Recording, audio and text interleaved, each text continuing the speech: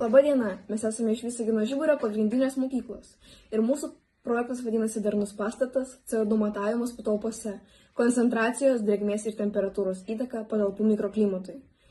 Tai mūsų projektas yra šimtinis ir aš esu Viltė Tajevskytė. Aš esu Dubakaitė. Aš esu Inga Nastajūtė. Aš esu Anastasija Karno. Temos aktualumas. Šiandien vis didesnis dėmesys skiriamas tvariems, energiją taupantiems ir sveiką aplinką užtikrinantiems pastatams, kad žmonės jaustųsi gerai ir būtų darbingi. Patalpų mikroklimatas turi būti tinkamas. Ypač svarbus yra 3 pagrindiniai rodikliai: anglies dioksido koncentracija, oro temperatūra ir drėgmė. Per didelį CO2 koncentraciją gali lemti nuovargį, sumažėjusią koncentraciją ar net galvos skausmus. Netinkama temperatūra ar per sausa drėgna aplinka taip pat daro neigiamą įtaką žmogaus savijautai bei sveikatai. Be to, netinkamai reguliuojamos šios sąlygos dažnai lemia per didelį energijos suvartojimą, pavyzdžiui, perteklinį šildymą ar vėdinimą. Todėl labai svarbu ištirti, kaip šie veiksniai kinta realiuose patalpose ir kaip galima pagerinti mikroklimatą, siekiant ne tik komforto, bet ir energinio efektyvumo.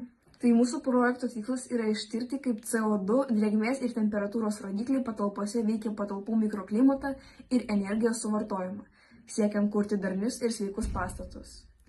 Tai mes naudojame CO2, drėgmės ir temperatūros matavimų prietaisą, Excelį, Wordą ir PowerPointą. Darbo eiga.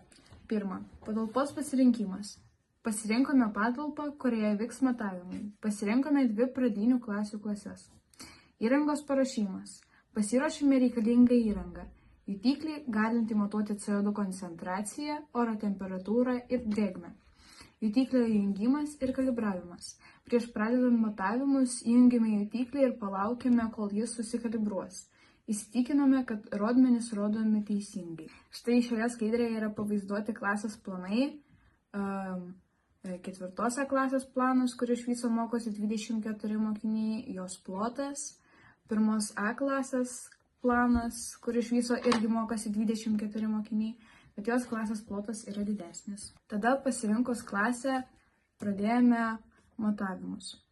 Tai matavome oro kokybės rodiklius skirtingų metų, po kiekvienos pertraukos vėdintoje arba nevėdintoje klasėje.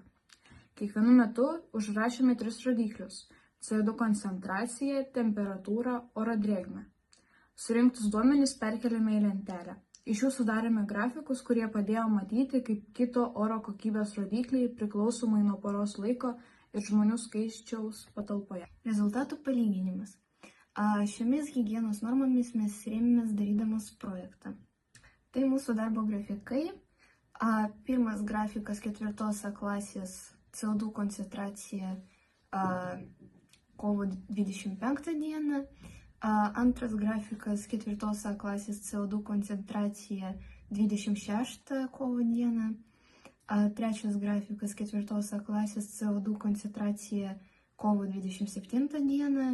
Ir paskutinis grafikas 4 klasės vidutinė CO2 koncentracija už visą savaitę. Pat mes išrinkome vieną mūsų manymų įdomesnę dieną, tai kovo 28 4 klasės CO2 koncentracijos matavimai. Čia 1 A klasės grafikai už 4 dienas. Taip pat mes matavome, per kiek laiko nukris CO2 atidarius langus iki 1000 ppm. Čia irgi mes išrinkome pačią įdomiausią dieną mūsų manymų ir padarėme grafiką. Išvados. Tiek 1 A, tiek 4 A klasėje fiksuota padidėjusi CO2 koncentracija tam tikrais dienos laikotarpiais, ypač pamokų metu. Tai rodo nepakankamą patalpų vėdinimą. CO2 koncentracija dažnai viršijo rekomenduojamą 1000 ppm ribą, o tai gali neigiamai paveikti mokinių savijautą, dėmesio koncentraciją ir mokymosi efektyvumą. Turime rekomendacijų. Reguliarus vėdinimas. Užtikrinti, kad klasės būtų reguliariai vėdinamos, ypač po kiekvienos pamokos ir per pertraukas. CO2 jutiklių įdiegimas. Įrengti CO2 jutiklius su aliarmo funkcija, kad būtų galima realiu laiku stebėti oro kokybę. Taip pat mokinių įtraukimas, skatinti mokinius ir mokytojus stebėti CO2 lygį ir priminti vieni kitiems apie būtinybę praverti langus ir duris. Pamokų planavimas. Jei įmanoma, numatyti trumpas aktyvias pertraukėlės klasės išvėdinimui. Ventiliacijos sistemų gerinimas. Ilgojo laikotarpio apsvarstyti galimybę modernizuoti ventiliacijos sistemas, ar įdėkti rekuperacinius įrenginius.